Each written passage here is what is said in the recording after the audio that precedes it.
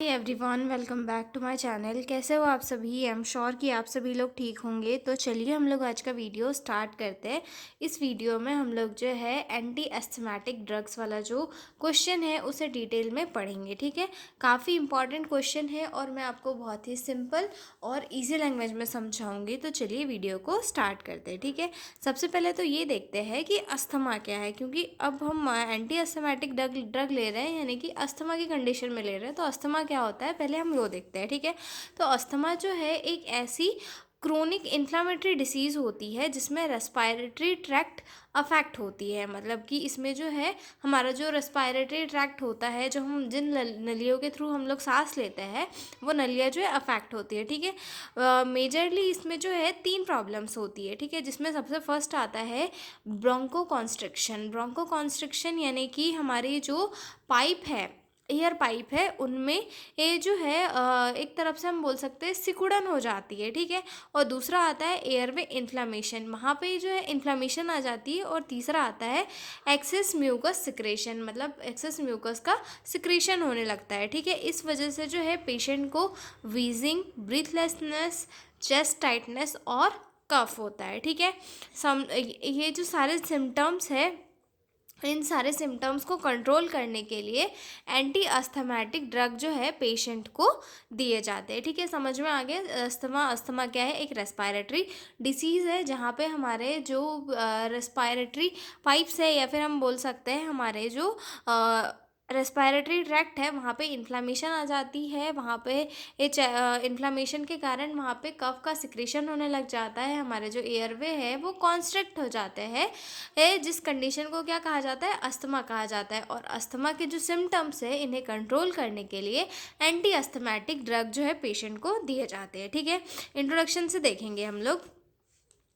Asthma is a chronic inflammatory disease of the respiratory tract characterized by bronchoconstriction, airway inflammation, and increased mucus secretion. It causes symptoms such as wheezing, breathlessness, chest tightness, and coughing. Okay, anti-asthmatic drugs are medications used to prevent and treat asthma by relieving bronchospasm, reducing airway inflammation and improving airflow. ठीक है, अब anti asthmatic drug क्या होते हैं? ऐसी medicine होते हैं जो ब्रोंकियल अस्थमा को प्रिवेंट करते हैं और जो है उन्हें ट्रीट करने के लिए यूज़ की जाती है। ठीक है, ये जो है ब्रोंकाई को डायलेट करते हैं, मतलब कि उनको खोलने का काम करते हैं। ठीक है, इन्फ्लामेशन को कम करते हैं और एयरवे को इम्प्रूव करके ब्रीथिंग को प्रमोट करते हैं। ठीक है, ये जो मेडिसिन है एंटी अस्थमेटिक ड्रग, वो क्या करते हैं? अस्थमा से प्रिवेंशन के लिए दी जाती है, मतलब अस्थमा के ट्रीटमेंट के लिए जो वहाँ पर इन्फ्लामेशन आई है उसे कम करती है,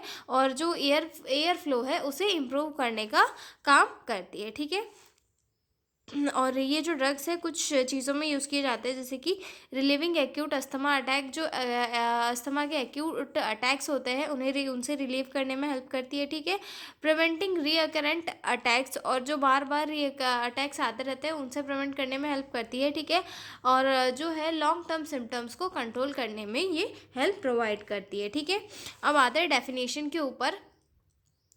Anti-asthmatic drugs are medicine used to prevent, control, and treat bronchial asthma by dilating the bronchi and reducing airway inflammation. Anti asthmatic drugs क्या है? ऐसे ड्रग्स या फिर मेडिसिन है जो कि ब्रोंकियल अस्थमा को ट्रीट या कंट्रोल करने के लिए दी जाती है। और ये वर्क कैसे करती है? ब्रोंकाई को डायलेट करके, मतलब उन्हें जो है थोड़ा खोलने का काम करती है, और वहाँ की जो इन्फ्लामेशन है उसे कम करती है, और कफ का सिक्रेशन वगैरह भी कम करती है, और जो एयर फ्लो है उसे इम्प्रूव करके ब्रीथिंग को प्रमोट करने में हेल्प प्रोवाइड करती है। ठीक है, इतना समझ में आ गया। अब इसमें दूसरी चीज़ आती है classification of anti asthmatic drug, कि इनके क्या क्या क्लासिफिकेशन है। ठीक है, anti asthmatic drugs are mainly classified into 2 groups. इन्हें जो है मेजरली 2 ग्रुप में क्लासिफाई किया गया है। ठीक है, सबसे फर्स्ट आता है ब्रोंकोडायलेटर्स। ठीक है, और उसके बाद दूसरे आते हैं एंटी इन्फ्लामेटरी ड्रग्स। ठीक है, अब हम पहले वाले को देखेंगे, ब्रोंकोडायलेटर्स। ब्रोंकोडायलेटर्स क्या होते हैं? ऐसे ड्रग्स होते हैं जो ब्रोंकिया को मतलब स्मूथ करते हैं, रिलैक्स करते हैं, और एयरवे को ओपन करने का काम करते हैं। ठीक है, या फिर हम इसे बोल सकते हैं ब्रोंकोडायलेटर्स को कि ये ऐसे ड्रग होते हैं जो ब्रोंकियल को स्मूथ करते हैं, मतलब वहाँ की जो मसल्स होती है उन्हें स्मूथ करते हैं और रिलैक्स करके एयरवे ओपन करने का काम करते हैं। ठीक है, ये मोस्ट कॉमनली यूज़ किए जाने वाले ड्रग होते हैं। ठीक है, अब इसमें कौन कौन से ड्रग्स आते हैं। ठीक है, तो इसमें सबसे फर्स्ट आता है बीटा एड्रीनर्जिक एगोनिस्ट। ठीक है, बीटा एड्रीनर्जिक एगोनिस्ट हो गया, तो इसमें सबसे फर्स्ट आ गया हमारा साबा, या फिर हम इसे बोल सकते हैं शॉर्ट एक्टिंग। ठीक है, शॉर्ट एक्टिंग ड्रग भी इन्हें कहा जाता है, जिसमें साल्ब्यूटामॉल आता है और टेरब्यूटालिन आता है। ठीक है, और उसमें आता है long acting beta two adrenergic agonist वाले ड्रग में इसमें कौन से आता है, साल्मेटेरॉल आता है एंड फॉर्मोटेरॉल आता है। ये दो ड्रग, ये जो दो टाइप के ड्रग है इसमें आता है, short acting and long acting. साबा का फुल फॉर्म क्या है, short acting beta two adrenergic agonist, और इसका जो है लॉन्ग एक्टिंग है। ठीक है, उसके बाद बीटा टू एड्रीनर्जिक एगोनिस्ट हो गए, उसके बाद में आता है सेकेंड टाइप आता है मिथाइलेक्सिन्थिन्स। ठीक है, ये क्या करते हैं कि जो ब्रोंकोडाइलेशंस का काम होता है, मतलब ब्रोंकाई को खोलने का काम होता है, वो परफॉर्म करते हैं। माइल्ड एंटी इन्फ्लामेटरी इफेक्ट भी जो है इनका होता है। ठीक है, मोस्टली जो है मॉडरेट अस्थमा में इनका यूज़ किया जाता है। ठीक है, इसके कौन से एग्जाम्पल है, थियोफाइलिन एंड एमिनोफाइलिन। ठीक है, नेक्स्ट आता है एंटीकोलिनर्जिक ड्रग। एंटीकोलिनर्जिक ड्रग यानी कि जो ब्रोंकियल मसल को रिलैक्स करते हैं। ठीक है, सीओपीडी और अस्थमा दोनों में जो है इन ड्रग्स को यूज़ किया जाता है, जिसमें आता है आइप्रोट्रोपियम ब्रेमाइड एंड थियोट्रोपियम करके, ये जो दो ड्रग्स है इसके अंदर आते हैं। ठीक है, बात करते हैं हमारे अगले ड्रग की और अगले ड्रग में आते हैं हमारे एंटी इन्फ्लामेटरी ड्रग, यानी कि एयरवे की इन्फ्लामेशन को कम करते हैं, सूजन को कम करने वाले ड्रग्स के। ठीक है, तो drugs that reduce the airway inflammation. ठीक है, इसमें सबसे पहले आते हैं कॉर्टिकोस्टेरॉइड्स।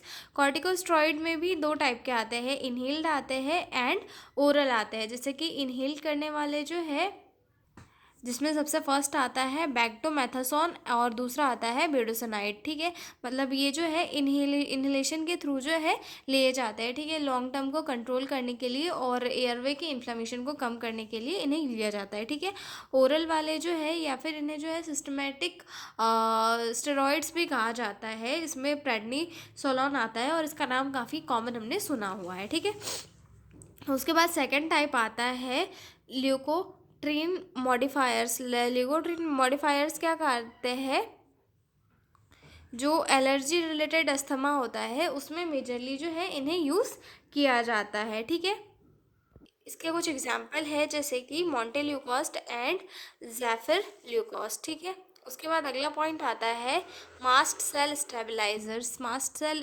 स्टेबलाइजर के लिए यूज़ किए जाते हैं, एलर्जी ट्रिगर से प्रोटेक्शन के लिए यूज़ किए जाते हैं, और जो है प्रिवेंटिव थेरेपी में जो है इसका यूज़ मेजरली किया जाता है। ठीक है, इसमें आता है इसका एग्जाम्पल क्रोमोलिन सोडियम। ठीक है, उसके बाद एक और क्लासिफिकेशन में आखिरी बचा है हमारा मोनोक्लोनल एंटीबॉडीज़। ठीक है, जो जिसे जो है बायोलॉजिकल भी कहा जाता है। ठीक है, ये सीवियर जो अस्थमा की एलर्जी होती है उनमें यूज़ किया जाता है।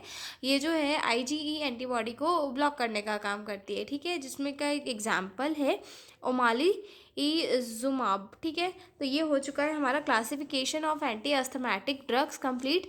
अब हम लोग मिलते हैं अगले वीडियो में एक नए क्वेश्चन के साथ, और अगर आपको पीडीएफ नोट्स चाहिए हो तो डिस्क्रिप्शन में मेरा मेल दिया हुआ है, आप उस पर कांटेक्ट करके पीडीएफ नोट्स ले सकते हो। तो मिलते हैं अगले वीडियो में, तब तक के लिए बाय बाय।